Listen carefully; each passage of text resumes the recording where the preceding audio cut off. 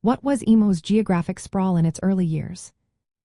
Imagine a scene in the mid-1980s in Washington, D.C., where a small group of musicians starts playing music that's more emotional and personal than typical punk. That's where emo first took shape. Bands like Rites of Spring and Embrace led the way, creating a sound that focused on heartfelt lyrics and a departure from aggressive punk.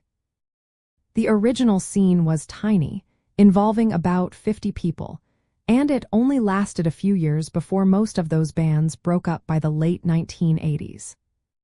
From this small beginning, emo's influence spread across the United States.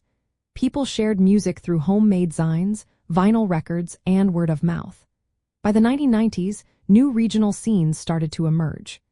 The Midwest became a hotbed for emo with bands like Cap'n Jazz, Braid, and American Football. These bands developed a style that was more melodic and introspective, different from the rawer DC sound.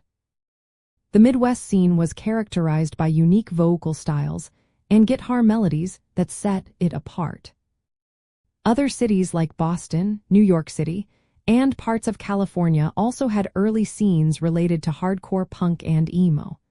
But the core of early emo was mainly on the East Coast and in the Midwest.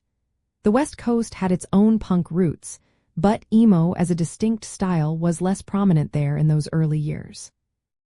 By the late 1990s and early 2000s, emo started to grow beyond its original regions.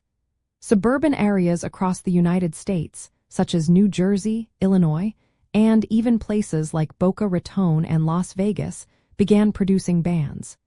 This period saw more pop influences and a broader appeal, helping emo reach a wider audience.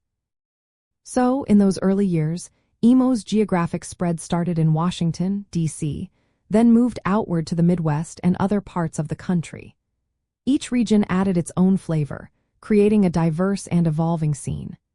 D.I.Y. culture, independent media, and later digital platforms helped spread emo from a small local movement into a nationwide and even international subculture.